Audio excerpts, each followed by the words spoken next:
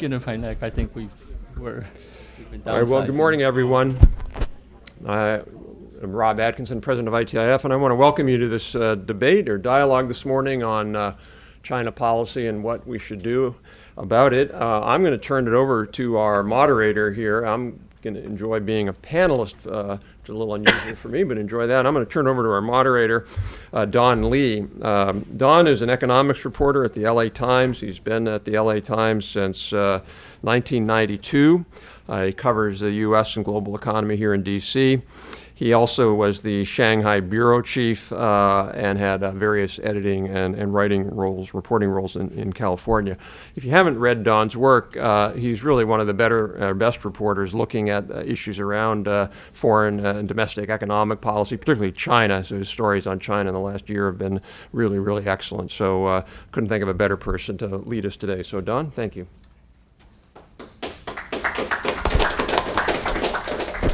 Well, good morning. Thanks for the introduction, Rob.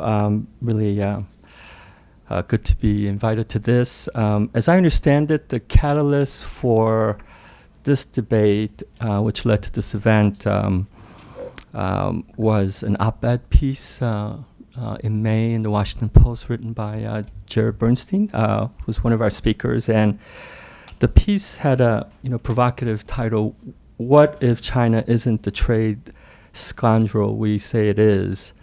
And I went back and read it yesterday, and I appreciated the fact that, Jared, I think stepping back from the off and on trade talks and the dizzying array of tariffs and the rhetoric, asks, a more fundamental question about the reasons for waging a trade war with China, and whether it's worth it, especially for American workers.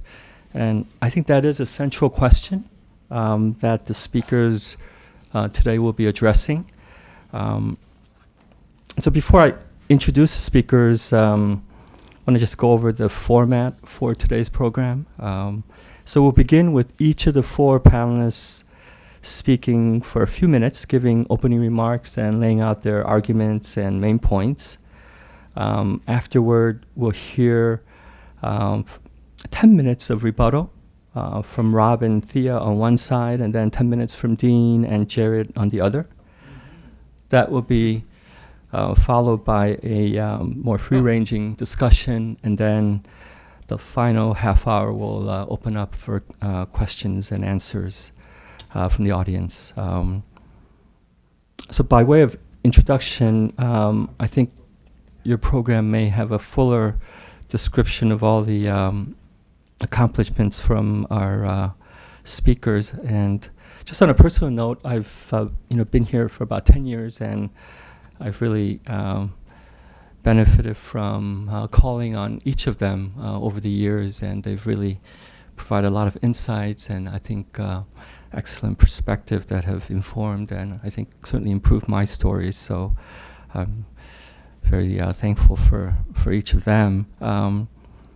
Rob Atkinson, as you know, is the founder and president of the ITIF. He is a leading thinker on technology policy and innovation economics, and was one of the earliest to do really deep critical analysis of China's technology and economic policies and its implications for the U.S.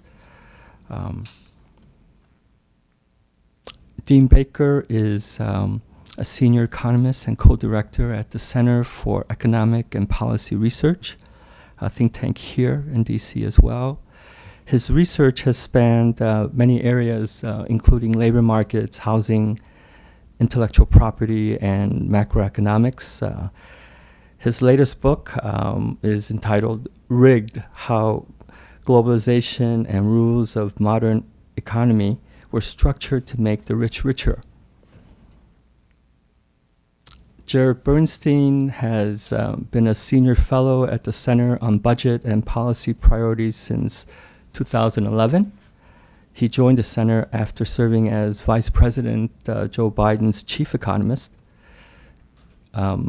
Jared also was deputy chief economist at the Department of Labor in the mid-1990s and is an author of numerous books and articles.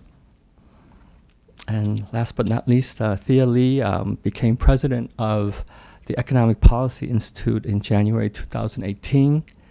She was, for the prior 2 decades, a top policy official at the AFL-CIO, serving as chief international economist and most recently as deputy chief of staff. Thea has spent her career as an advocate on behalf of working families and has been a leading voice for their cause. And so if you could welcome our speakers and Dean joining us remotely. And so I'll turn it over to Jarrett, who will begin. Thank you. I'm glad to see you all here. And I want to thank Rob for sponsoring the event. After I wrote my piece, Rob got in touch with me and we had a fun conversation. And we thought maybe it would be useful to sit down and have that fun conversation in front of a bunch of folks. So that was, I thought, a good idea on Ron's part, or at least we'll see if it was a good idea. I thought it was a good idea. Don, great to see you. I've always felt that Don is one of the best, just the facts kind of journalists these days, and in a way that goes down easy and highly engaging. And boy, do we need more of that. It's great to be here with Thea, President Lee, I should say, and virtual Dean Baker, who is my old friend. We've been on many panels, but never like this, so it's a little freaky. Okay, so let me begin by just taking folks, or not begin, but I'm going to devote my 7 minutes to what I tried to express in my piece, what I wanted to argue, and just as important, what I wanted not to argue, because I have a feeling that there is perhaps less space between the two sides here on some issues regarding China's behavior on the world stage. By the way, I do work on budget and policy priorities. My comments today are not associated with the work I do at the center. So what I believe Dean are trying not to argue, just to start out and get that off the table, is that it's not that China is an unequivocally benign player on the national stage. Much of what China does, especially in terms of violating human rights, labor rights, should be vehemently opposed. In fact, much more so than we do now. And if I had my druthers, I'd take some of the opposition from some of the areas that I'm going to be critical of the U.S. stance and shift them into the human rights space. Stealing is wrong. I'm against it. And I would put cyber theft under that rubric as well. I don't know enough about Huawei and the details of the case to take a firm position, but some people who I trust tell me that there is some real geopolitical reasons to be concerned there. Finally, and I see my old friend, another EPIer, Rob Scott, in the back of the room. I've argued for decades with Dean, Rob, and Thea that we need to push back against currency misalignment, again, far more than we do. Again, I'd argue that that very important distinction is getting lost in this trade war debate. And then actually with a little shout out to Senator Elizabeth Warren, who's elevated the issue. So what do Dean and I want to argue? I think it's fundamentally that the trade war and the underlying antipathy to many aspects of China's trade policy fails on 3 grounds. And by fails, I mean fails to address what I think are the most germane issues and problems with the way globalization is playing out for working people. That is the approach that we're currently taking will, I fear, undermine the prospects of working class people, not just here but abroad. And it's a war that I feel is being uplifted on behalf of more on behalf of the safety of U.S. multinational corporations without regard for working people. In fact, if the U.S. succeeds in protecting intellectual property, for example, from joint venture agreements, simple logic suggests there'll be more offshoring, not less. Technology transfers threaten the profits of these companies. Forcing China to insist on them lowers the cost to the companies of producing abroad. So in this sense, the furor over intellectual property is shifting the attention from the China trade imbalance, which has been a real problem at times for American workers, to IP rights, which are a problem for multinational corporations. And Dean will say more about that. Second, the opposition to state subsidies, to China's state subsidies and the mixed public-private ventures that proliferate over there is, in my view, simply our antipathy to a very different economic model than our own. In American policy parlance, we deride this sort of a practice as picking winners. Now, it should be noted that that's kind of a dumb criticism because we pick winners all the time. One of my big parts of my portfolio in my day job is tax policy. And our tax code is riddled with winner picking, but it's not based on any sort of thoughtful industrial policy. It's not based on looking around the corner for where the next significant demand for global market share might give us an opportunity to actually create jobs, particularly in a green space, as I'll say. It's based on who has the best tax lobbyist, or the most connected tax lobbyist. So part one, the picking winner critique is kind of silly, given that horse has left the barn and is riding fast in the wrong direction, to stretch a metaphor. The idea that we criticize China for state subsidies is inherently hypocritical. It's widely considered in standard DC U.S. economic politics as a recipe for inefficiency, waste, corruption. If you look at if you talk to the typical kind of mainstream economist, they might argue that we should urge them to pick winners and to invest in state subsidies because our market knows best model argues that it's going to hurt them, not help them. To argue against it is to argue against these deep state subsidies seems particularly out of step for the Trump administration, which is implicitly saying we can't compete with you if you're going to pick winners.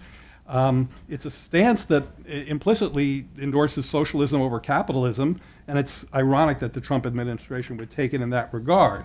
But there are clear downsides to the global economy from China's state subsidies. I don't want to glance over that. I think Rob and I agree on that point. And this is the argument that state subsidies can distort global markets if the subsidizer is a particularly inefficient producer that's able to corner some global market share by dint of their subsidy. So I'm not saying that it is an optimal economic practice, but I am saying it is a legitimate attribute of China's economic model. And in fact, I think we should do more of that, not less. I actually think instead of pretending that we don't pick winners or have an industrial policy, which, by the way, almost de facto is going to privilege the finance sector by dint of their wealth and their pockets and their lobbying and the porous barrier between money and politics in this country, and instead have a much smarter industrial policy that tried to look around corners and figure out where the next global market share would be and try to tag it, especially in the area of green tech, battery storage, robotics, AI. Now, this is a play that's currently being made by countries across the globe who don't have these phony arguments about picking winners or not. Third and final reason why I worry that our current stance towards China will undermine the working class on behalf of the corporate class is that, and it gets a little bit more into a kind of a globalism that I believe I walk around with that may not be as fashionable as it once was, but I worry that we're veering into a short-sighted form of protectionism.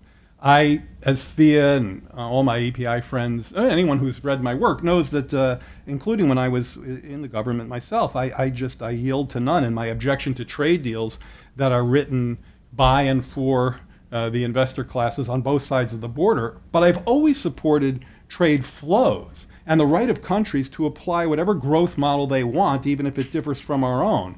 And in this sense, and I'm going to close here, Don, I think my 7 minutes are about up, I would guess.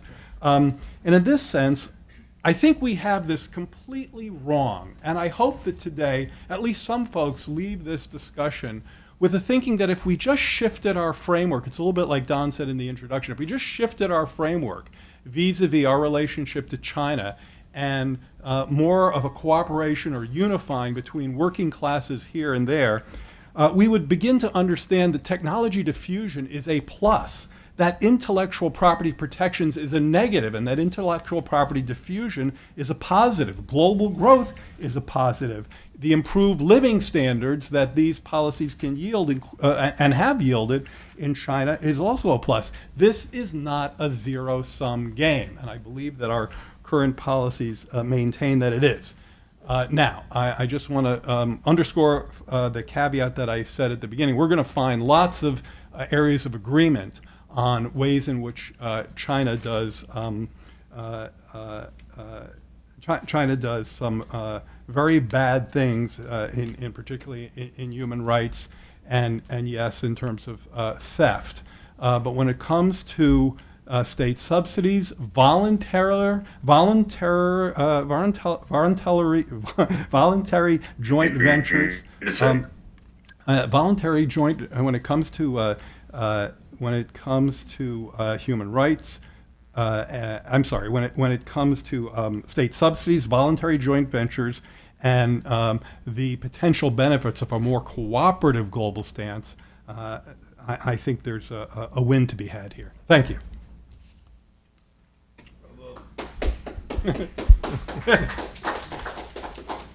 We'll turn to Rob next. Okay. Well, thank you, Don. And Jared, I appreciate you wanting to engage in this debate. Sometimes in D.C. I find people put out provocative statements and then don't want to talk about them. So I appreciate that. And thank you also to Thea for joining me here, and Dean. So let me just assert, first of all, this is not a debate about tactics. Let's be clear about that. We can have a separate debate about whether the tactics we're employing against China are the right ones. This is a debate about strategy, and should we be confronting Chinese innovation mercantilism? Obviously, I think we should.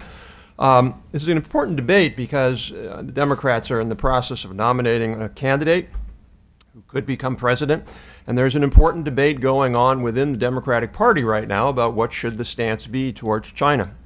And I think getting that right is going to be important, not just for the Democratic Party, but for the country. The fundamental error that I would assert that Jared is making is that his assertion is essentially that the alignment between U.S. business sales and worker interest is thin. And I don't think that's right. Certainly the alignment is less than it was in the late 1950s when GM President Engine Charlie Wilson testified at his confirmation hearing to become Defense Secretary, where he famously said, "What's good for GM is good for the U.S. and vice versa." Everybody believed that then, and it was true a lot more than it is now, but it's still partially true. What's good for U.S. businesses, in part, is good for U.S. workers. Is it really good for U.S. workers at Boeing if Boeing can't sell planes to China because they're subsidizing the COMAC plane and stealing intellectual property? Is it really good for Intel workers who employ hundreds of thousands of workers here in the U.S. if Intel can no longer sell chips? Is it really good for Merck workers in many states if they can't sell drugs in China, which is the Chinese policy under Made in China 2025? This reminds me of an experience I had when I was running the Economic Policy Council in Rhode Island back in the mid-90s. And Rhode Island had the second worst economy in the country at that time, and so the governor tasked this organization and me to put together a plan, which we did. And the plan included a lot of things that would have helped businesses. And so we, one of the people on my board was George Nee, a wonderful man, head of the AFL-CIO for Rhode Island. And George and I went down and we spoke to the Senate Democratic retreat in Rhode Island. That was most of the Senate. And we talked to him about this plan and why we wanted the Democrats in the Senate to support it. And the very first question from a senator was, is there any possible way we could help Rhode Island workers without having to help business? And George answered, no. And George got that. This wasn't about just giving businesses money, but it was understanding that there's an alignment between competitiveness and growth and workers. And I think we would all agree on this panel that we need to do a lot more to improve that alignment. And we can talk about that, absolutely. But to say that there's very little alignment, I think is just wrong. Now, Jared talked a little bit about IP theft, seemed to have some mixed views about it, kind of good, kind of bad, but maybe not so bad. Let's just take one example. A company in China, Fujian Hinghua, a state-supported enterprise, funded by a $3 billion subsidy to build the largest DRAM fabrication facility in the world. DRAMs are memory chips. They got the technology about how to build DRAMs by stealing it from Micron, one of the three major DRAM companies in the world. Micron has 13 factories in 7 states. It's pretty potentially that if the administration hadn't pushed back against that, that they eventually would have ended up taking Micron market share away and eliminating and destroying many, many jobs in the U.S. We see that over and over again. A good case, American Superconductor, a great American success story, a startup out of MIT. They had built this technology for essentially software controls for wind turbines.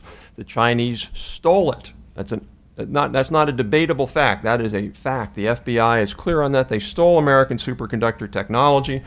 And because of that, their revenues went from $100 million in 1 year to $9 million in the next year. And they laid off 700 workers in Massachusetts. So yeah, that did hurt the company, but it hurt 700 American workers. According to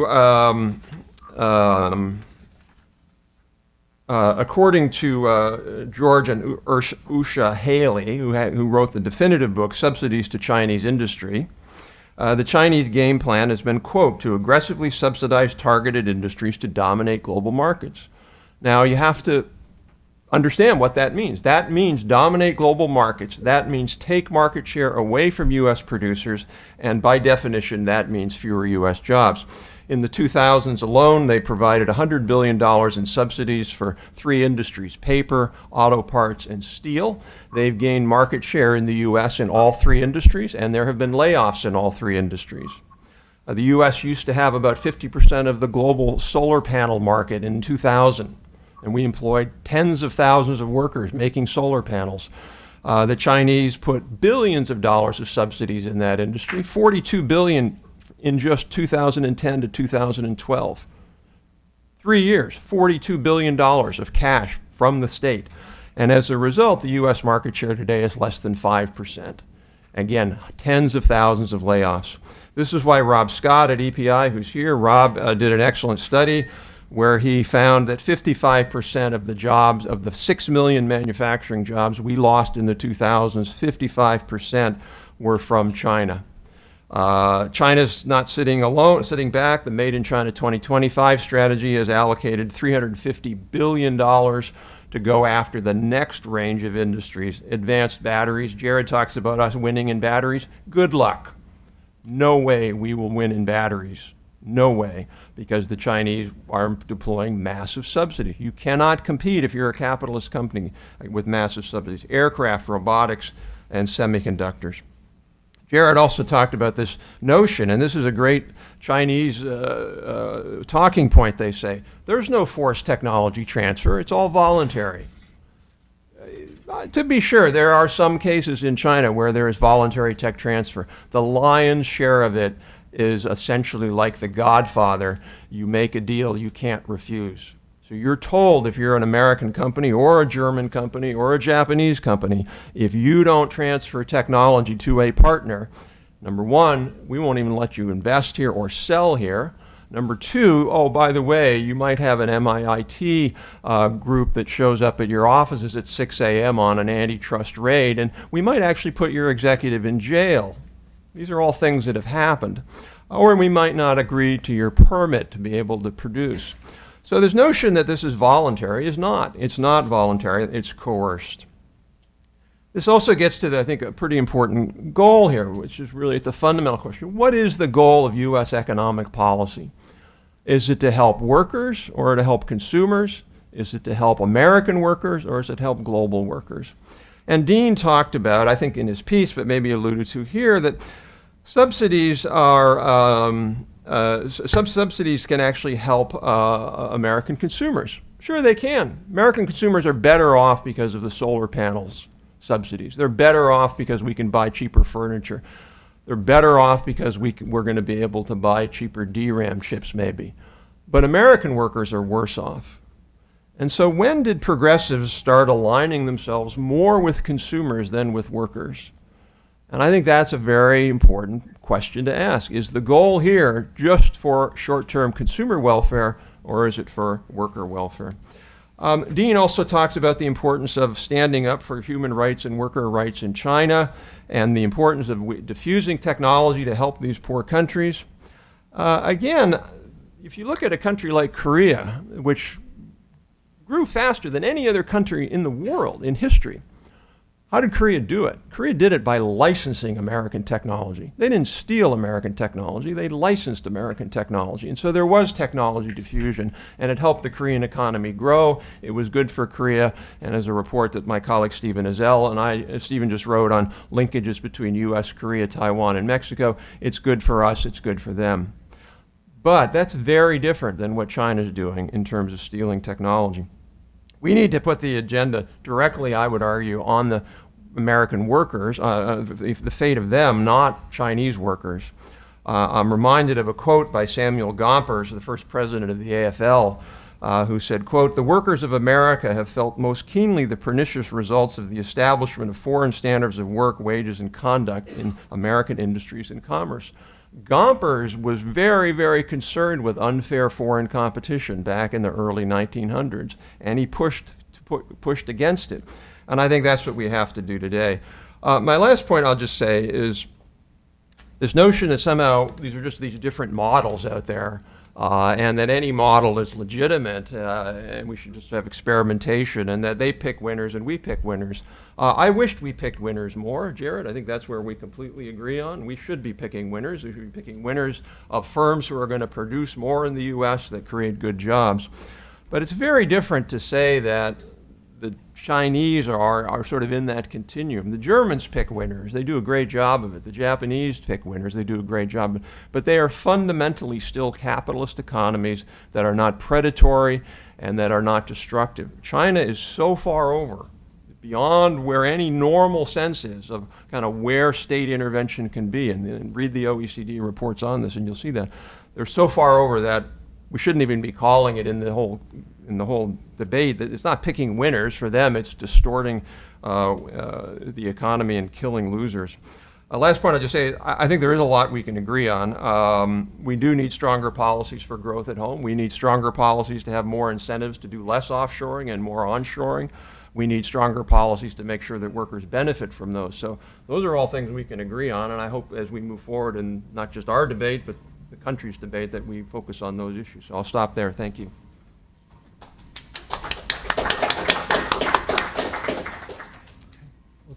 Turn to Dean next.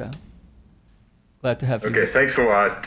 It's great to be among a lot of old friends, at least virtually. So anyhow, this is a very interesting discussion exchange. And I'll have to say I agree, obviously, a lot with what Jared said, a little less with what Rob said. Let me just start. I'm living in Utah now, but I have been in Washington for more than a quarter century. So I'm used to hearing arguments from very authoritative people that directly contradict the arguments from very authoritative people in the next room. I've done a lot of work on Social Security, And the big story in Social Security, of course, was we were running out of people. We're not going to have enough people to pay for all those stupid retirees. And then I'd go in the next room and they're talking about, wow, robots are taking all the jobs. Those are contradictions, but that passes for wisdom in Washington. And I think we're seeing a lot of that sort of stuff in the debate here. And I'll just mention a couple that Rob sort of brought up. The issue about tech transfers being voluntary. I get a kick out of this. Let me just say, because I think Jared sort of made the same point in a different context, but tech transfers are voluntary in the sense that Boeing only has to do a tech transfer if it chooses to locate in China. They don't have to do one otherwise. GE doesn't have to do a tech transfer unless they choose to outsource to China. Okay, is that voluntary? Well, we're told all the time that workers who sign up with companies, they're classified as independent contractors. They don't have to do that. That's voluntary. Okay, so when it comes to the individual worker dealing with Walmart or some huge corporation, well, that's voluntary. They chose to work there. But somehow big Boeing and GE, poor little Boeing and GE, they're being forced to do tech transfer.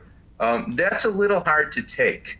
The other point here that I kind of love is the issue about losing jobs. I don't know how many trade economists, I'm sure Thea's had this more than me, have lectured us incredibly condescendingly saying, oh, you don't lose jobs because of trade. It's simply a reshuffling. Well, it is the trade theory. Now, what's a big obstacle in that is the currency issue, which, of course, Jared raised, and we have Rob Scott apparently in the audience, so I can't see that well, but he's talked about this at great length. And that is an incredibly important point. We were yelling about this back in the last decade when the U.S. lost over 20% of its manufacturing jobs from 2000 to 2007. I ended that in 7 because that's before the financial crisis. And that was because our currency was misaligned. No one wanted to acknowledge that then. Now we all say in retrospect, oh yeah, but that's not true anymore. That was a disaster for U.S. workers. U.S. companies did just fine because they were doing the outsourcing. They were the source of the job loss. So this was devastating to a very large segment of the U.S. workforce. It goes beyond manufacturing. It's basically the 70% of the workforce without college degrees. But everything was just fine then. And that was because U.S. corporations were doing great, even though U.S. workers were taking it on, basically getting whacked. So, there are real issues here, but I think the point here is it's class, not country. I want to focus in particular on the issue of intellectual property, which really has come to be front and center. And again, I think quite unfortunately, I'd love to see Donald Trump ran around the country yelling about China being a world-class currency manipulator. I'm not a Donald Trump fan. I couldn't sleep that night. It was about the only time I've not been able to sleep in the last 2 decades. But I was hoping, he'd actually take currency into account. And basically, that's disappeared. Instead, we get intellectual property. I want to make 3 main points about this. First off, our whole analysis has been very backward thinking on it, and I'll explain that in a second. Secondly, that intellectual property is incredibly inefficient. It slows growth. We should be talking about moving to better alternatives rather than trying to have it further entrenched in the global economy. And thirdly, it increases inequality. We're concerned about inequality. I'd be hard-pressed. I'd have to think for a while of a policy that leads to more inequality than intellectual property. And if people haven't given it any thought, you really have to go back and do some homework. Okay, first off, in terms of the backward thinking, we're so concerned what's China stealing from us. Now, this is knowledge. I kind of love that story, stealing knowledge. I always hope my students would steal knowledge from me, but whatever. Anyhow, let's do some arithmetic here. China's economy is already 25% larger than ours. By most projections, it'll be more than twice as large by the end of the next decade. They spend roughly the same share of their GDP on research and development as we do. That's OECD data. Okay, so what do you think? We have an economy that's already 25% larger than the U.S. economy. They'll be twice as large as the U.S. economy in a decade. Who's got more technology to lose, the U.S. or China? Well, where I learned my arithmetic, we should be figuring out how we can get technology from China, not the other way around. So trying to lock down our technology is really, really backward thinking. Okay, the second point is patents and copyrights are incredibly inefficient. We have all these people running around Washington, absolutely hysterical. Donald Trump's imposing 10% tariffs.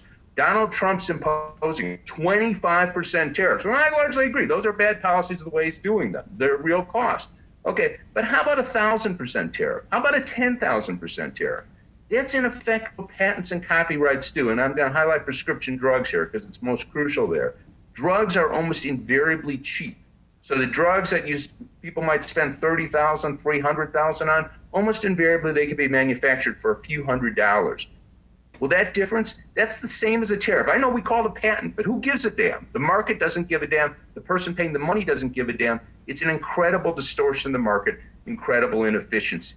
So trying to continue that is very much going in the wrong direction. I should point out, people don't realize this, there's an incredible amount of money at stake. We're going to spend $460 billion on prescription drugs this year. Snap your fingers, get rid of patent protections, we'd be talking about 80, somewhere in that neighborhood.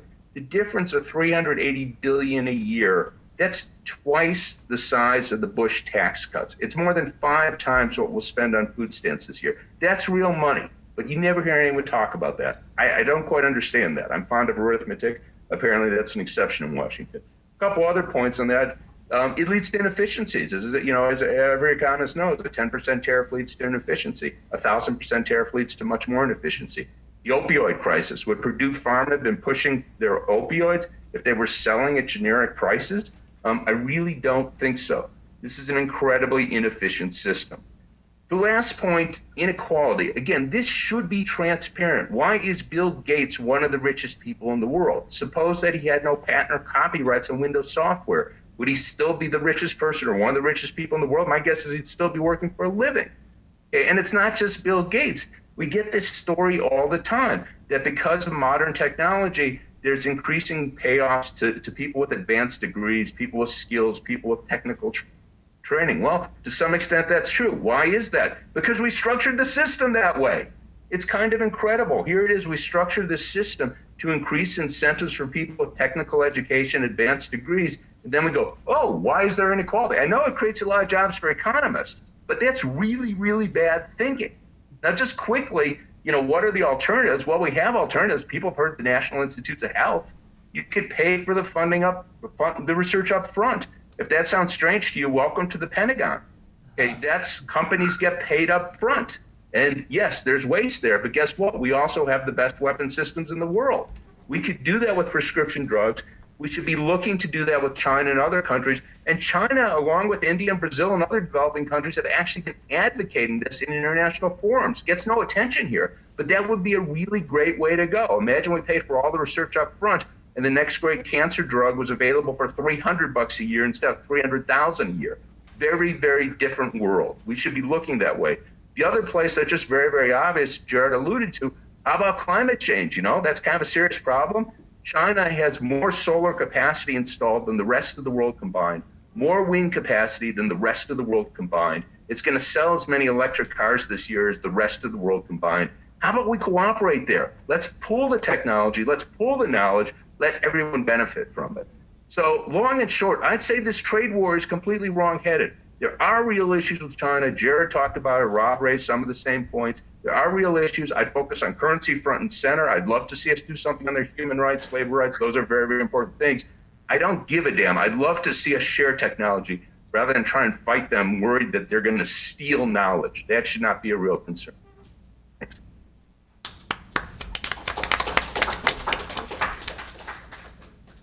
Yeah. Thank you, Don. Good morning, everybody. What a pleasure and an honor to be here with such a great panel of speakers. And it is a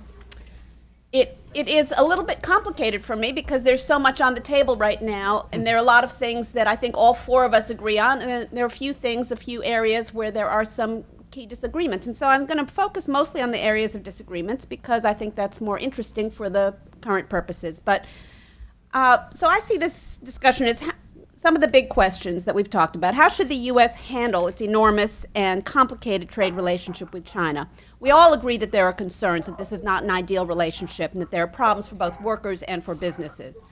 But what should be the U.S. government priorities in managing this relationship in the short term, in the medium term, and the long term? And I think we would all agree that some of those priorities have been misguided. And certainly, as Rob said, I don't think we should be talking just about the tactics, about the Trump tariffs, whether they've been applied correctly or not. They haven't been. Let's just stipulate to that. But there are economic concerns, foreign policy concerns, and human rights and democracy concerns, and those are all important. But I think the more important issue, and this is something that's come up a few times, is how does our trade relationship fit into the U.S.'s own strategic plan, both domestic and global? And that's the part where we need to know what we're trying to accomplish before we know whether our trade relationship with China is helping or hurting.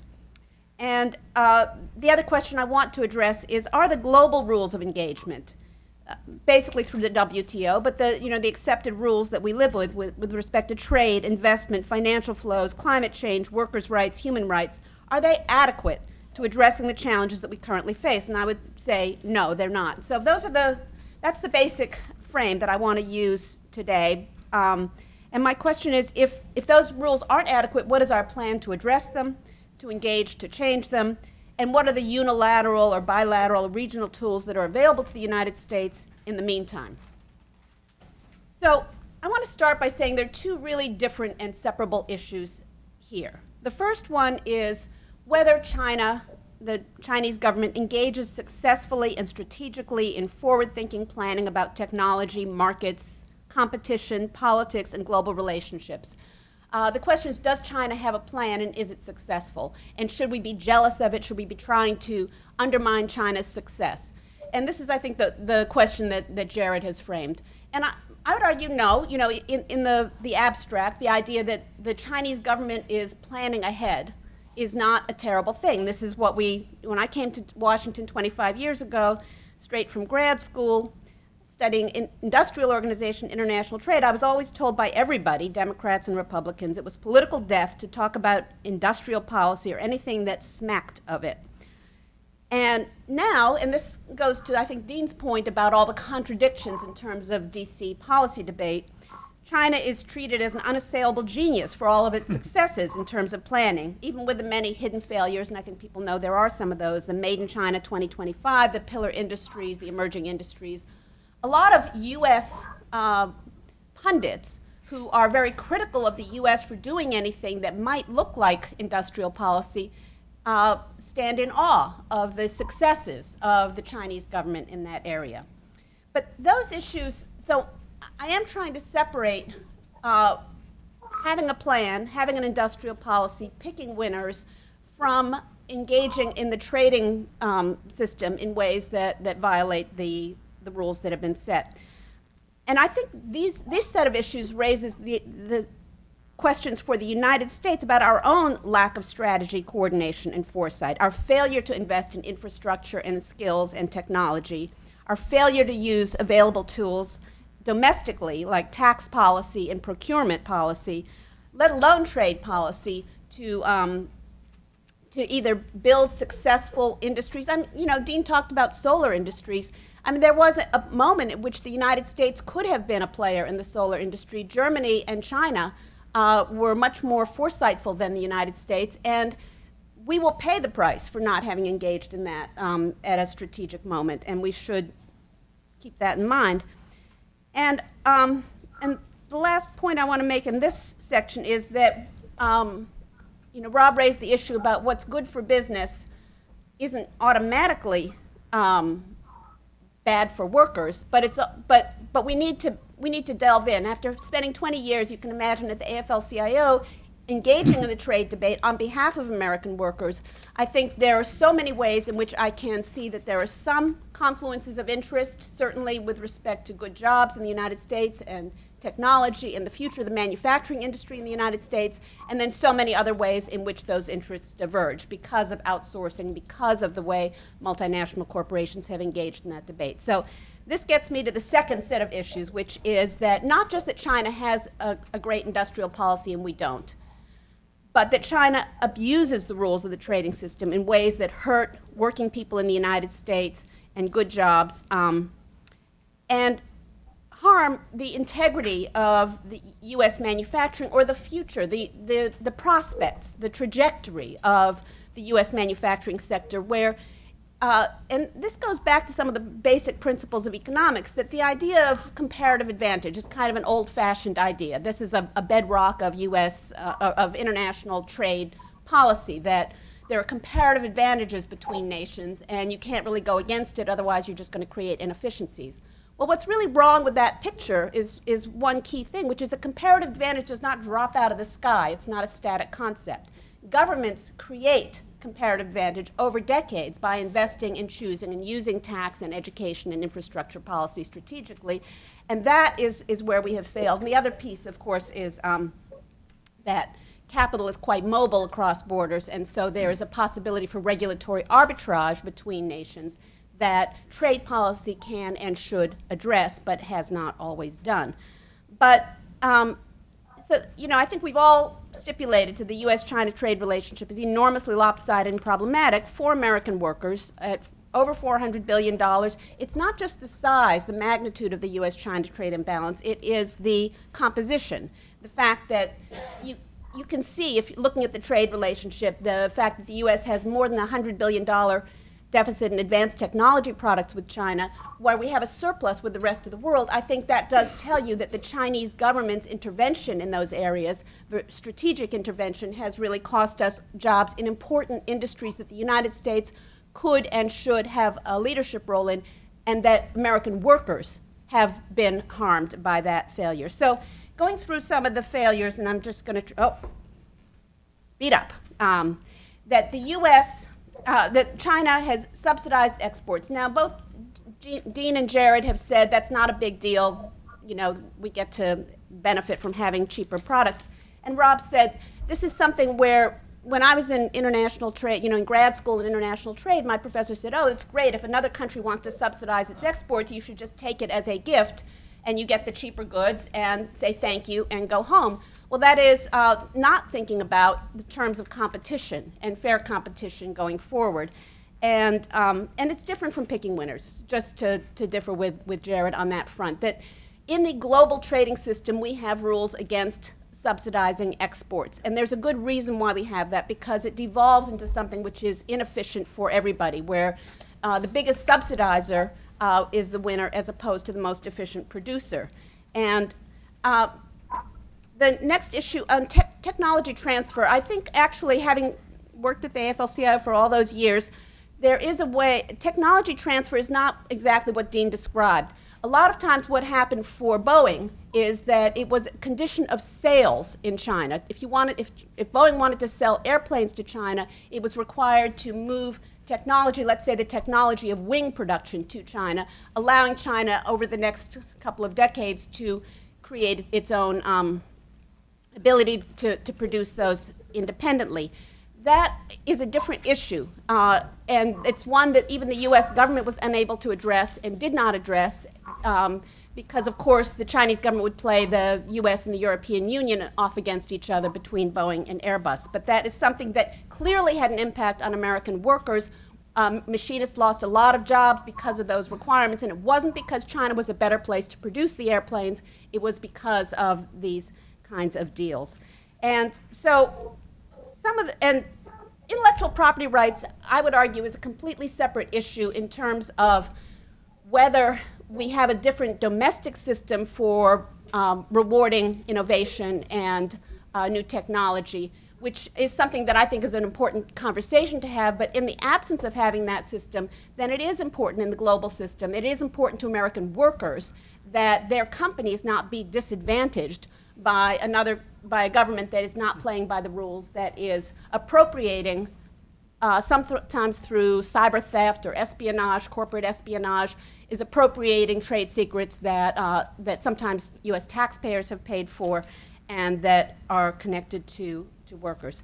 So let me sum up so we can have a good conversation between all of us. We do need better rules globally and domestically, and we need to be able to use our unilateral tools more strategically and surgically. I completely agree on currency and workers' rights and climate change as the areas where the United States ought to be putting a priority in its trade relationships with China. But I would not give up on intellectual property rights and technology transfer, because I do not think those issues are irrelevant to good jobs and the future of manufacturing in the United States and American workers.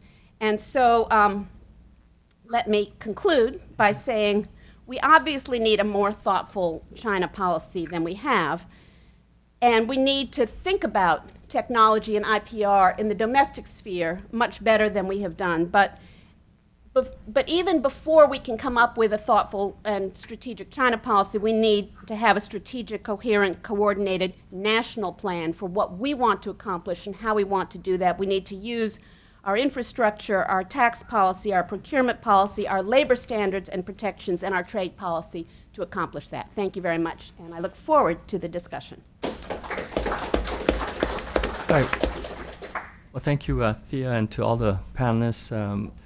We're going to go into a few minutes of rebuttal time, and if I could ask each side to keep it to maybe 5 to 7 minutes so that we'll have enough time for Q&A. And I think Rob and Thea will start off. So I enjoyed this conversation, and I thought Dean really hit the nail right on the head. He summarized the entire debate, class versus country. That's the debate we're having. Now, I think we should be putting country first. Dean thinks we should be putting workers first in every other country in the world.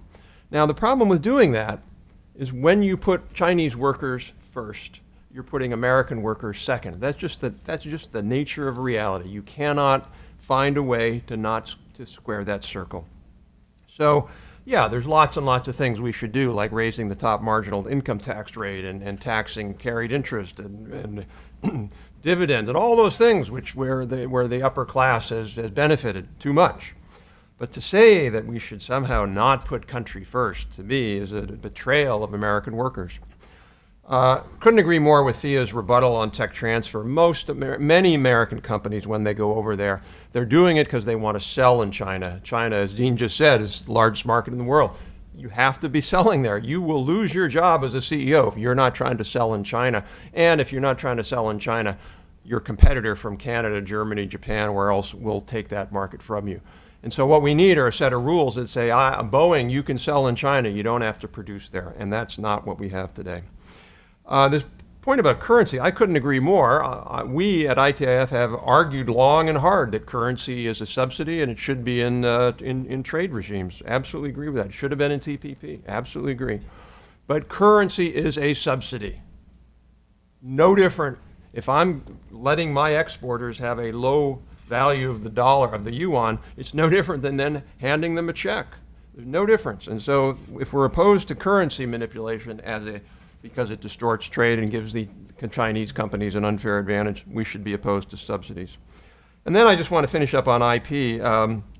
This notion somehow that China is as innovative as us is just wrong, Dean. I'm sorry. If you look at the OECD data, the OECD shows that China invests about 2% of GDP in R&D, which is, by the way, significantly overinflated. I won't go into details, but I was over in China. I can tell you the real number is probably 1.5. Whatever, 2%. We invest, I think, north of 3.6. So we are still vastly more innovative. We're producing vastly more knowledge. We just wrote a report recently looking at 30 different indicators of innovation compared to China and the US. We're ahead on all of them.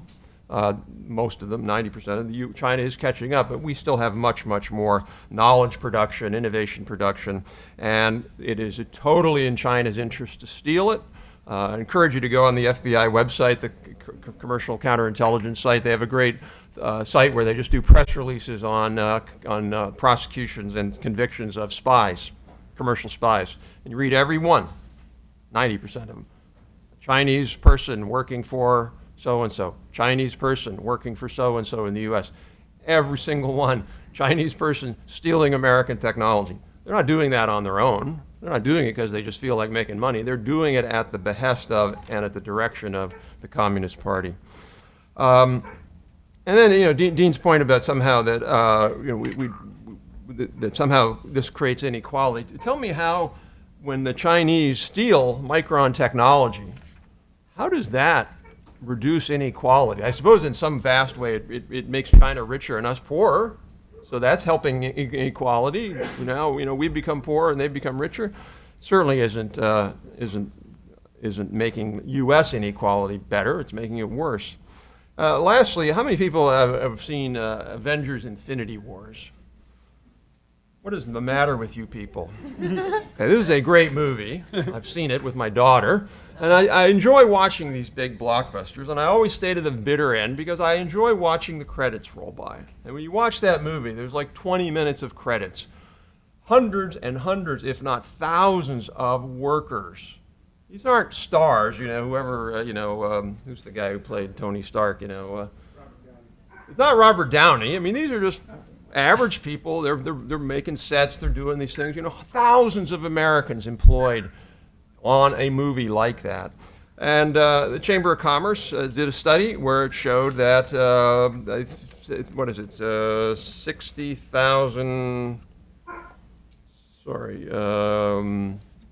230,000 jobs lost every year from video piracy around the world, a lot of that in China.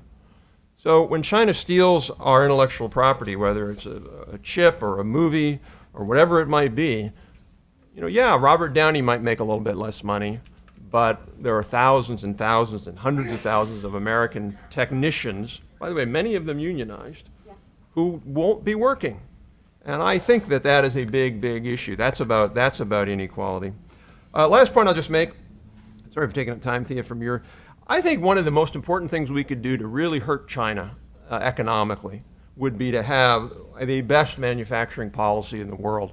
The main thing China wants is they want to be able to suck up as much money as possible, and they do that through their trade surplus, and then they use it to manipulate and invest and control the rest of the world. We see it through One Belt, One Road. And if we could really, really push to have our manufacturing the best in the world and bring back a lot of manufacturing and really win in that competition, and we don't do that. We don't have a viable manufacturing strategy. That would really be an effective trade weapon that people haven't thought about yet. So, sorry, Thea.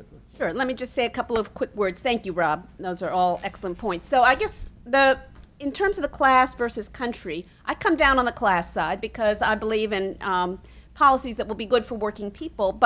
And I would say unequivocally that U.S. trade and manufacturing policy over the last couple of decades have been an unmitigated disaster for working people. It is one of the reasons there's so much frustration and anger out there because we have abandoned our manufacturing sector and our manufacturing communities, our manufacturing workers, and a lot of the small businesses that produced with a bunch of crappy policies. We didn't address currency. We used our tax policy to encourage and reward outsourcing, and when we negotiated for China to enter the WTO, we took into account only the interests of multinational corporations, and we did not take into account where those jobs would be. So that has been an unmitigated disaster.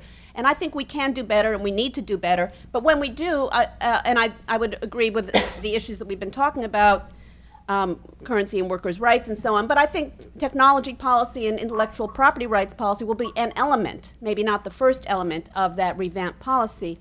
And one point I would make here that I think is important is that the United States purports to believe in a rules-based system. So, we are big advocates or rhetoricians about how great that is. And yet, a rules-based system is a trap if a country like China flouts those rules with impunity, and not just subsidies and intellectual property rules, but also workers' rights, international workers' rights conventions, and public health and environment and consumer safety rules.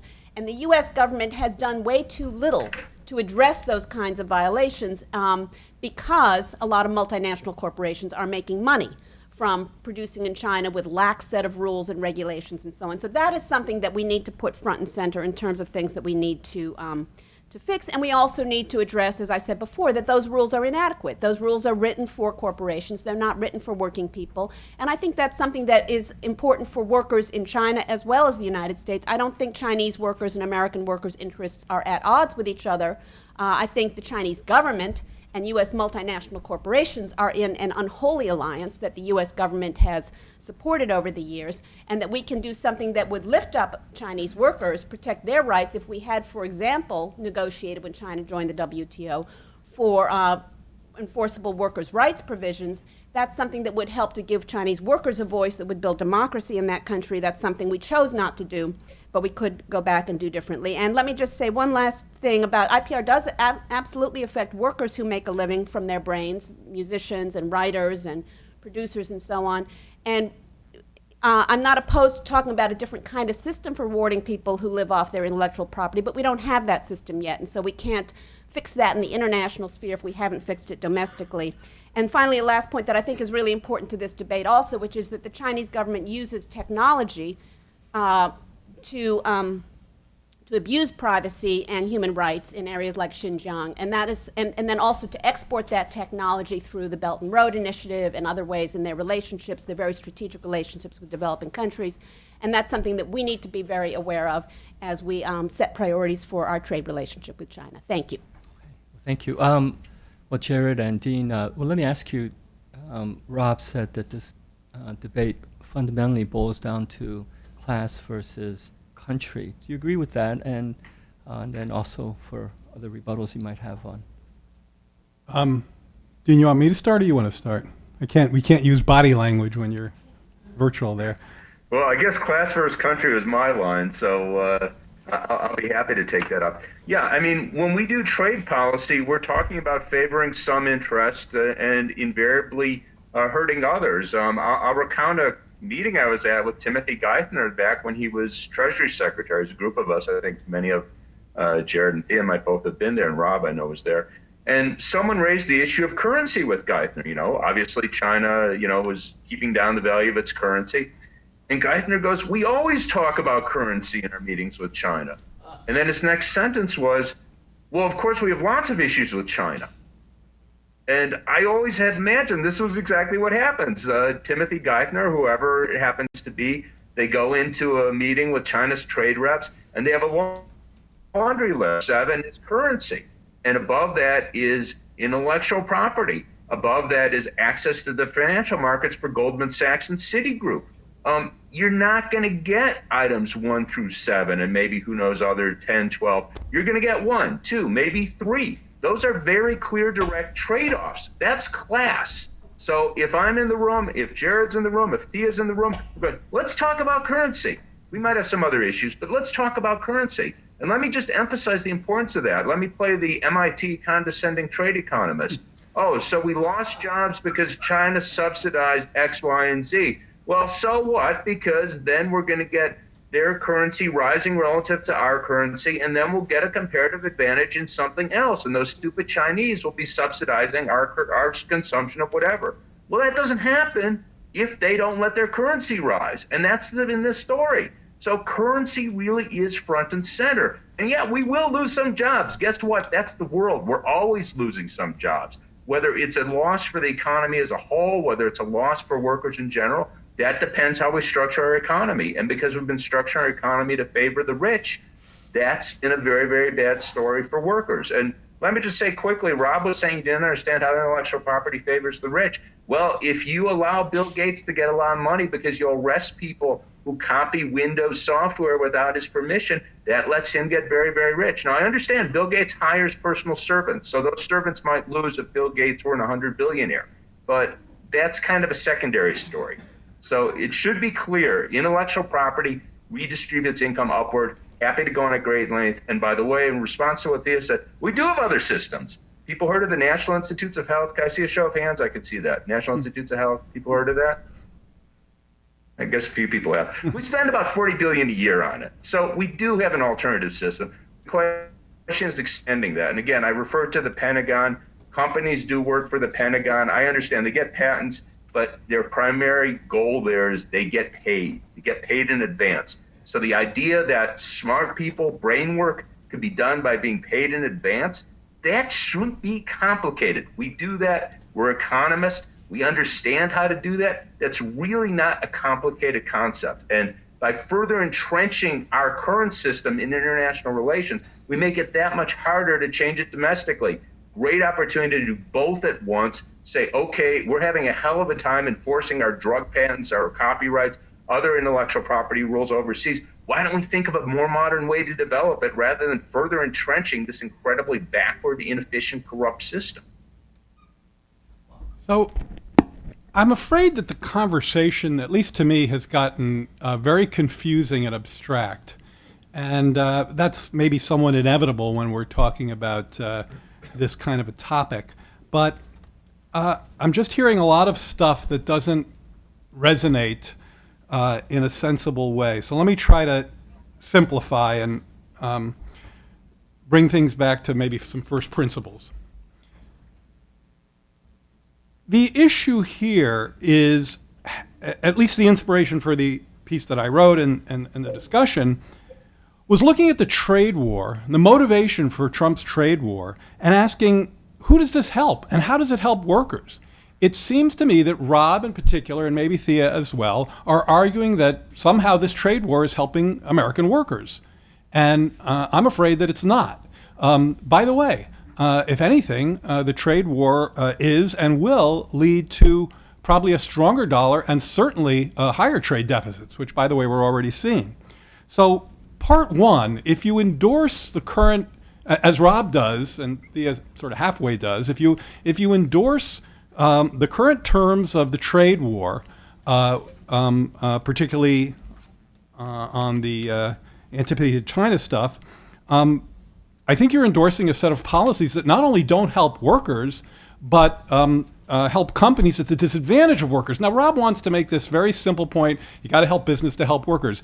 That's almost too simple to be meaningless. And in this context, it's not coherent. I mean, I would love Rob to address the very simple point that Dean and I made, which is that if you make it easier, less costly for American offshores to locate in China because you protect their IP, that will lead to more offshoring, not less, and that will be worse for American workers. I mean, that's just the logic of that is very straightforward. And let me say, Rob seemed to think I was being muddled, and I hope I wasn't. Theft, bad. Voluntary, okay. Voluntary with coercion, okay. And that is what happens. I totally agree with the coercion word, but theft, espionage, as Thea said, yeah, that's bad. That's something we should all stand against. But if you want to enter the China market, you have to play by the rules they set. Now, Thea argued, and I think it's coherent, well, what if those rules violate standing rules in uber institutions like the WTO?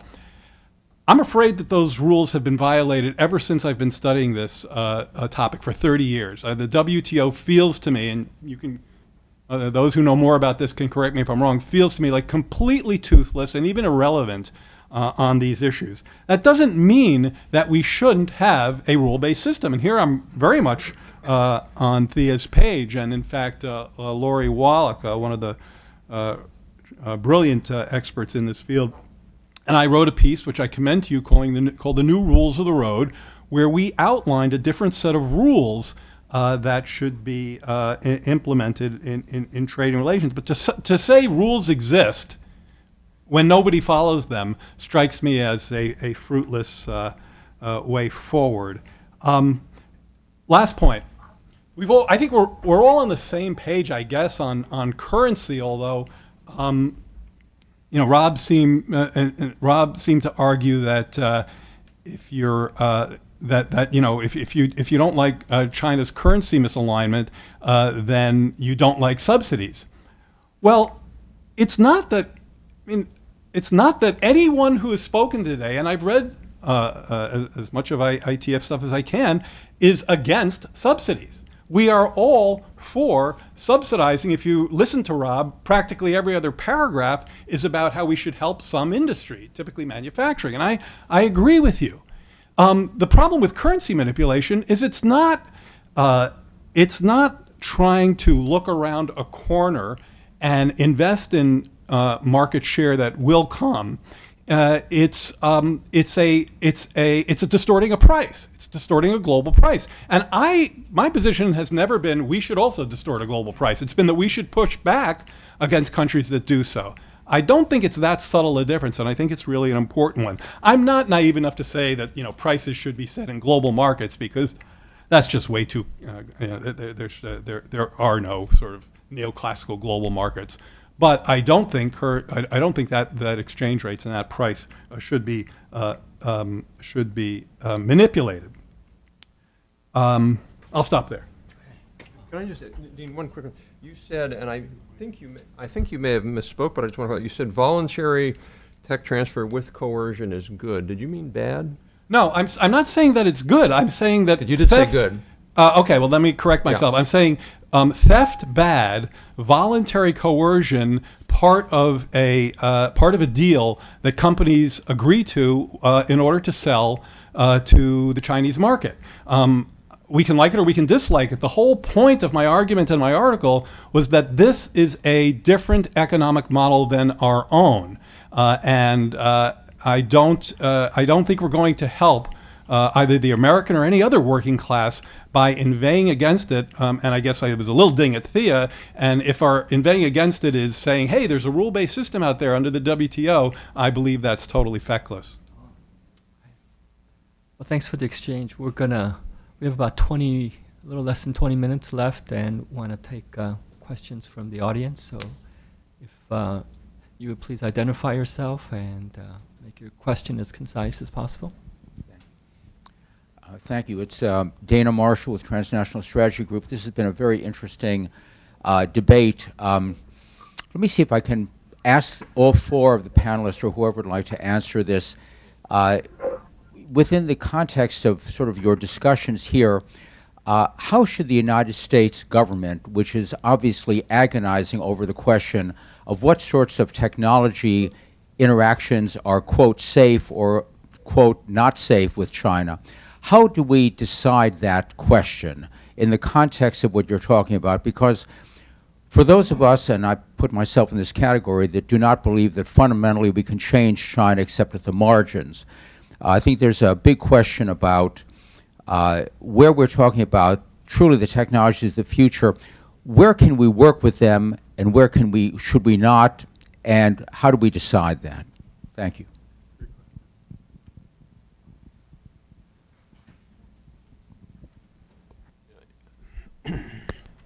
I'm sorry, who was that addressed to? I missed that. All four of us, but I think Rob's going to start. So I think, Dana, I think the issue is really twofold. One, we need to do a better job, and I will give the administration credit. We seem to have sort of stepped up our game in terms of analytics.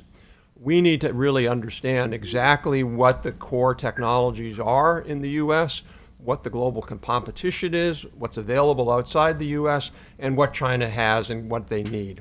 So, for example, if we're going to shut off technology to a Chinese firm, we need to be pretty darn sure that they can't get it anywhere else.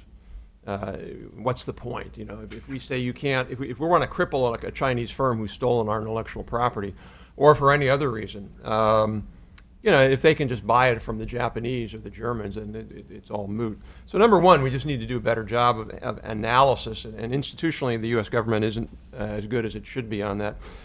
Secondly, we have to think about this in the context, in two contexts. One is just pure, simple trade negotiation. I've argued, and a lot of people have disagreed with me, that the Huawei ban, the deemed export ban on Huawei, really was not a case about the security of their 5G networks. We've dealt with that in the U.S. for right or wrong. You can have a different opinion on it, with an import ban.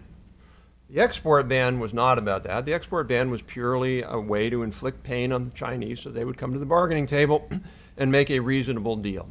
So I think a lot of what we're talking about now is in that context. It's sort of a negotiation. The second would be to look at core technologies that they need in order to advance, particularly ones where there's a military or quasi-military component, and that's what the FIRMA review is at the Bureau of Industry Studies, Industry Security. The risk there is if we do too much, we're going to be cutting off our own export. So we've got to figure out a way where we can export technologies, but we also don't give the Chinese an unfair advantage. So it's a super complicated question. It's not like there's a one clear answer in our view. Dean? Yeah, I guess I'd make a couple points. First off, I would say the best way to try to focus on technology, again, I'm not going to be the expert to say what technology specifically this should be, but just as sort of a simple matter, we should be trying to protect as little as possible for the simple reason it's hard. It's hard to keep knowledge from being transferred. And that moves to my second point, that what I would say is the obvious place to focus are technologies that are deemed essential to national security. So where we think we have important innovations in military technology that we wouldn't want, presumably any country that's not a close ally to have access to. That really has to be the focus. And, again, to cast that net broadly, that we're going to, we have all this technology and, cell phones and, prescription drugs and climate and whatever else it might be, and we don't want China to get any of it because they're stealing it. I think that virtually guarantees that we'll not be very effective at protecting any of it.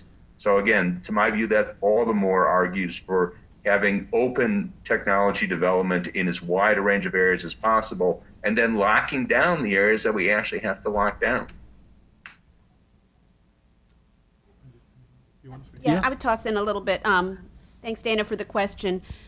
I think there are a couple of different dimensions. I mean, in terms of Huawei, it seems to me there's a lot of evidence, and I just want to say I serve on the U.S.-China Commission. My views expressed here today are mine and not for the Commission, but we have been holding a lot of hearings around technology and different issues, and so I have a little more detailed understanding than I've had in the past, but that certainly, that there are key issues with respect to Huawei in terms of both the PLA, the People's Liberation Army involvement, and what some of the issues are. And one of the things that frustrates me is when we hear either governments, even the U.S. government and agencies, saying, well, it's the cheapest, and so we can't afford not to buy Huawei that could have, backdoors or other kinds of issues. And so I think, it is good that we have at least paid attention to what the long-term implications might be for that. But I think the other thing that we need to think about in terms of national security is paying attention now to key bottlenecks in the future. And that's one of the aspects of the Chinese government's intervention in markets and control of things, is that their decisions are motivated sometimes by controlling supply of key elements, key inputs, whether it's natural resources or other things, both domestically and internationally. And in order to possibly have the ability for predatory pricing or control of that market in the future, where they buy things up, nobody else has access to it, they gain an advantage, and then in the future that they have the capacity both to withhold supply, and it could be for a key input, or to raise those prices. And we don't have effective antitrust policies at home anymore, but we do need to think about those issues with respect to mergers or key supply issues globally, and I think that's an important area that I'd like to see more attention to going forward. We have another question from the audience. Yes, Todd Thurwachter, former commercial diplomat, about 3 decades, mostly in Japan and China.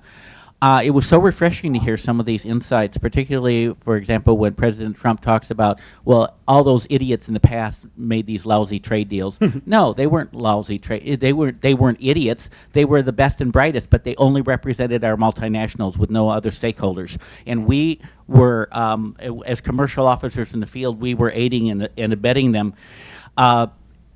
At the end of the day, it's basically cultural. It's not just economics. Easy example of the asymmetry would be companies facing severe competitive pressure. If it's a Japanese company, the CEO will cut his pay in half and lead by example.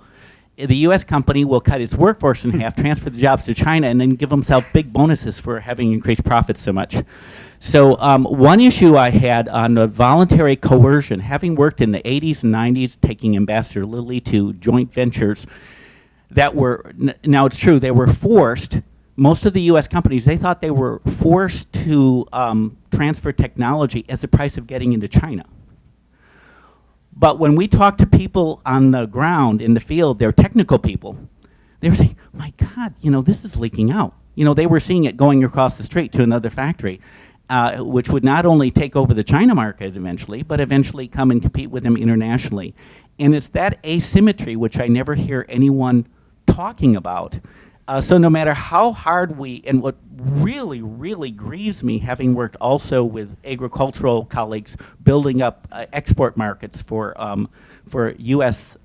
Agricultural products and things like that, is for IPR, we know who infringed. We know who the culprits are. And we could very easily target them very specifically if we think that it was untoward in the way that they got this technology, or it leaked out in ways that it wasn't supposed to, even by their voluntary coercion agreements.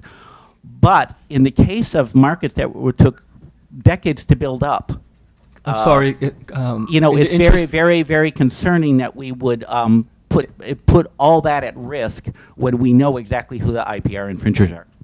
Okay. Thank you. Does anybody want to comment on that?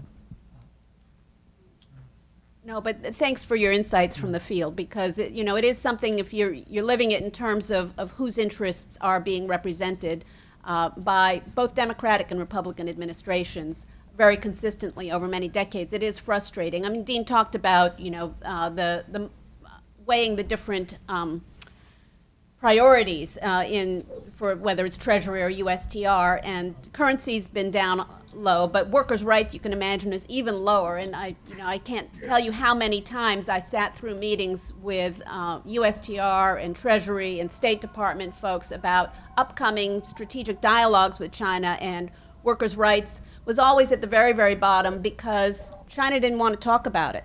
And so it was very frustrating to me. And so I agree with Dean in that front, you know, that I wouldn't ever say the IPR should be at the top of the list. I'd say it should be at the bottom of the list, but I just wouldn't take it off the list altogether. I guess the only thing I'd add is, and especially as we come towards the end of our session, I would hope that there would be some things that maybe the four of us or maybe the 52 of us could agree upon. And I would urge us to, and this is in the spirit of the great comments that were made by Dana and the other questioner. I thought those were both great questions. One thing I take from them is that it is incredibly hard to block some of the kinds of activities that we're allegedly trying to block now in China. Now, Dean and I have raised, I think, good questions about why you'd want to block them, but as both Dana and the other gentleman said, it's extremely hard to do so. Doesn't mean we shouldn't try to stop the kinds of illegal activities that you described. But I would much rather, in the interest of pragmatic policy that actually helps American workers, come up with a list of things that I can envision how to do. I really can't envision how to block some of the intellectual property problems that we've had, especially when big American companies are, many of them, very much voluntary players. But what I can envision is a policy that pushed back against currency misalignment. Doesn't necessarily mean we manipulate our currency. It means that we push back against those who very obviously misalign. We've never done so. I was on TV the other day, and an interviewer was saying, well, we have no idea how to do that. It couldn't be done. People do it all the time, and we could do it too. In fact, there's one good idea that simply just raises just makes it a legitimate U.S. practice to co-intervene in currency purchases. And the threat effect alone, at least theoretically, could have an impact. So currency, we could do something about that if we wanted. I hope we all agree on that. Industrial policy, I think we all agree. We may not agree exactly what it looks like, but I think we all agree that we could do something on that. We wouldn't have to argue with China about this. We could do that. I think that I think those two taken together would do far more for the American workforce than the current trade war. I think, well, in the interest of time, because I just want to respond to one quick thing. So the notion that we didn't, that somehow the capitalist class drove these trade agreements or negotiations with China at the expense of workers, the capitalist class lost every single fight they fought, if you believe that. If you believe that A lot of money. Pardon? They're making a lot of money in China. They lost every single trade fight. I was involved in that. I was co-chair of the U.S.-China Innovation Experts Group with Obama. I watched it. We disagree. We lost virtually, there may be two things we might have won, three things we might have won. Virtually every single thing we pushed for, IP, protection, subsidies, open markets, we lost. So it wasn't like the capitalists were in this sort of, conspiracy to get their agenda at the expense of worker agenda. I agree that there should have been other things on there that should have been raised, and we would have lost those too. It's a different debate, but so we didn't lose because of that. We lost because I don't think the evidence one supports quick thing. you. We lost because negotiators in Clinton, Bush, and Obama had this belief that China was becoming like us, It was this neoclassical economics notion, and eventually they're going to figure out the true and godful way of American way. Okay, that was never going to be the case with China. It should have been clear long ago. That's why we lost. It had nothing to do with capitalist interests. Yes. The profits indicate they won. Yeah. Well, we'll take Take two questions at the same time, and then we'll close off. So this gentleman and then the woman over in the second row there. Pat Malloy, I'm a trade You- lawyer, you- but I was on the China wait, you- Commission for. This guy had the mic too. Oh, he did. I'm sorry. Pat Malloy, I'm a trade lawyer, but I was on the China Commission for 10 years. And what I do think, and Rob even referred to this, that the interest of the corporations in terms of the national interest have changed from the 1950s to now. And these corporations, they are driven by the system to enrich their shareholders, and the CEOs have tied their own compensation to their ability to increase shareholder value. So shouldn't we have a national policy to rethink of how we can get these corporations back on America's team and have their interests more tied with the national interest rather than just shareholder interest? Can you pass the mic to him, and then we'll go to her. Thanks for your patience. Thank you. Brett Fortney with Inside U.S. Trade. To take this conversation just for a minute from the philosophical side to the practical side, negotiations are reportedly ongoing. Ambassador Lighthizer spoke with the Chinese negotiator yesterday. Back in May, we had a 150-page document that Lighthizer said included provisions on industrial subsidies, on currency manipulation. Where do we go from here? Is there a deal that this administration can get with China that, in taking into account the very different economic models and the issues the U.S. has faced on tech transfer and everything else outlined in the 301 report? Is it just a matter of what the U.S. should be prioritizing, which there seems to be a very different opinion among the panelists on, or what should we be focusing on? You want to take another question? And then one Great question question. from her. Hi, I'm an intern at Truman National Security Project this summer and an undergrad student at Smith College. So my question is, if you diffuse intellectual property, how do you then stop the Chinese government from taking those and using them to commit human rights violations against the Uyghurs and other groups in China and strengthen their tools for privacy invasion, such as the social credit system? Well, thank you for the questions. Why don't we just go around here with one final word? You can address any of the questions. And we'll start with Dean. Okay, just to beat the same drum, there's limits to what we could do vis-a-vis China, as I think everyone on the panel recognizes. We can't, we could tell them we want them to change their whole system. Ain't gonna happen. So, we should think what is most important and what's winnable. And as I say, I think if we'd focused on currency, I think that's winnable. Not that we're going to tell China we want you to raise your value of the yuan by 25% or whatever the magic number is, and they're going to go, oh yes, we'll do that. You negotiate. We'll make trade-offs. But I think that is important. That's winnable. That's enforceable. Whereas I think most of these other conditions, even if you somehow got them to put it on paper, as everyone here knows, it's very different between China agreeing to something on paper and agreeing to it in practice. So again, I think intellectual property is horrible. It's antiquated. It's incredibly inefficient. There are more effective, more efficient ways for supporting intellectual work. But quite apart from that, it's not enforceable. So why don't we focus on what is enforceable, and that's currency. Okay, thanks. Well, we found some consensus here around currency, and I would say I'm not sure it's really on the table in terms of the current U.S.-China negotiations, but I would say that should be the focus. It should be the priority. It's the clearest, easiest thing to do. It's something that has had bipartisan support through many Congresses, doesn't cost taxpayers anything, could bring millions of jobs, could support millions of jobs in the United States. But I would say one of the reasons it hasn't happened is that it is contrary to the interests of a lot of multinational corporations that produce in China and sell in the U.S.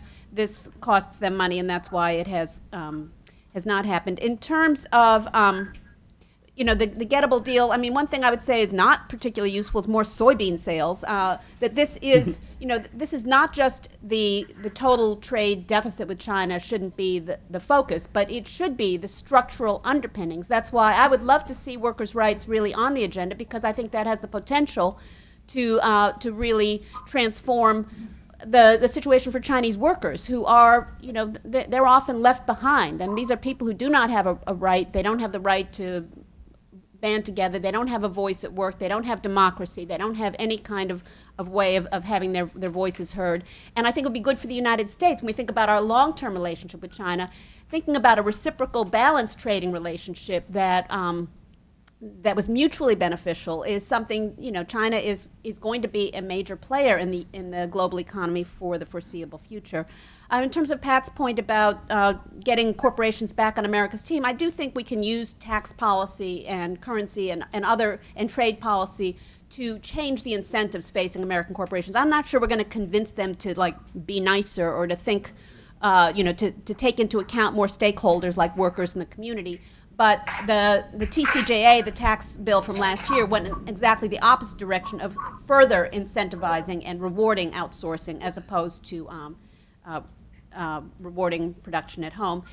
In terms of your question about the diffusing IPR and how do you prevent the Chinese government from using that technology, I think that is a longer term issue, and I think it's one of those issues again where the U.S. engagement with China has not prioritized human rights, democracy, and workers' rights, and it could. It could have, and it should have, and I think it's probably going to be more through that engagement than it is going to be through, stopping them from having the technology. The technology, a lot of it is out there, is available. They're developing a lot of it, but I think certainly in the bilateral engagement between the United States and China, there has been a complete lack of focus and engagement around things that are super important around human rights. Thank you. Let me start with my friend from Smith. Obviously, Smith is graduating yet another smart person, which is great. I'm a big fan of the college. Alum. You're an alum, yeah, Yes. and I've been up there many times. It's a mistake to conflate the diffusion of technology, which I think is a good thing, with the evils of the human right violations. I agree with Thea. I think the best way, China is sensitive to its exposure to the sort of antiseptic sunlight of exposing its some of these practices. And so I would, like any economist, I would vote strongly in favor of diffusing technology and intellectual property. It's pro-growth. It improves living standards. It's not zero-sum. But at the same time, I would elevate on the global stage and hammer, as Thea suggests, the conditions of the Uyghurs and others who've been oppressed. Just to use shorthand with your question, Pat, I am not endorsing any presidential candidate by a long shot. This is just shorthand, and in fact, a lot of at least Democrats who are running for office have these policies. If you look at the policy agenda of Senator Warren, which is very elaborate, it's almost become a thing, like I have a plan for that. I would argue that the theme of the structure of her plan is largely what you were asking for. It's basically a set of rules, a framework within corporate actors have to behave more in the spirit of what you suggested. They're not going to do it, as Thea said, through any sort of largesse. I thought your question was very good and very important and very pragmatic, and I'm nervous about the outcome. I actually think Bob Lighthizer really knows what he's doing, and that while I may disagree, or Dean and I may disagree with some of the issues around subsidies and IP, he's certainly on the right track regarding currency, and I think it's well within his and USTR's ability to craft a deal that would move things forward in a positive way. I think Trump will screw up that deal, and I think he'll do it strategically. I think Trump is playing a stock market game with trade policy, and I think he will prevent a deal from occurring except when he wants to juice the market by looking like something positive is happening. And I guess an empirical test of my theory is some number of weeks or months out from the primary election in November 2020, look for Trump to start solving problems with China in order to juice the market and the economy to his own economic advantage. Yeah, so I think on this point, Pat, you raised, I think it's striking that, sure, American companies could be more aligned. It's not a question of morals, it's a question of policy. But, you know, somehow we've had this conversation, well, it's okay for us to give all the technology to foreign countries, because we want to help their workers. If we want American companies to be aligned with American interests, why don't we want American policy to be aligned with American interests and not foreign worker interests? I think that's an important issue. With regard to your question, I think the fundamental point is, do the Chinese want a deal? The deal that, 2 points on this. One, for anybody to say that that what the Trump administration wants, or what China hawks like us want, is to change the Chinese system into our system, it's nonsensical. No, that is not the goal. No, that is not possible. The Chinese system will be a deeply interventionist system. But there are a set of things one can push for and enforce. And the idea that somehow currency is enforceable, but stealing cyber theft is not enforceable, or subsidies are not enforceable, makes absolutely no sense. You have an enforceable regime, and if you put these things in it, and they're either enforceable or they're not. It's not that some are enforceable and some are not. They're all enforceable. If we decide we want to enforce them, and that appears what USTR Lighthizer wants. So I think the real question is, do the Chinese want to negotiate? I think they do, once they saw that there was a gun to the head of Huawei that would have crippled them, and that Trump was serious about putting tariffs on the rest of everything. I think they now are coming to the table and negotiating. They thought, because they hear pundits in the U.S. say that Trump is going to fold like a house of cards, they thought Trump was going to fold like a house of cards. I don't believe Trump is going to fold like a house of cards. I think he's going to stand up, and I think that because of that, the Chinese come. The question is, what I had heard is, we wanted 100%, obviously. We were settled for 90. The Chinese were at 70, then they went back to 50. 50 is not going to be acceptable. 75, in my guess, will be acceptable. And so I think if the Chinese come forward and offer 75, the Trump administration will rightly make a deal, and we'll move on. But I think the key question is not what the Trump administration is going to do, it's what the Chinese government's going to do, and whether they will realize that it is in their interest. Because one of the things important in this debate, that every day that goes by, there is more decoupling. And every day that goes by, not just American companies, but other companies in China say, the risks are too high for us, we're going to move. Samsung has moved its cell phone production out of China. Vietnamese imports to the US are doubled. Companies are moving to all sorts of Philippines, India. Chinese know that. The longer they screw around and hope that they can play this game, they're losing every single day because of that. And so I think they're having a big incentive to come to the table and solve the problem. My guess is it'll be solved. There'll be a deal by the end of the year that'll be close to what Lighthizer wants. Okay. Well, with that, thanks so much for joining us, and please thank our panelists here. Thank you, John.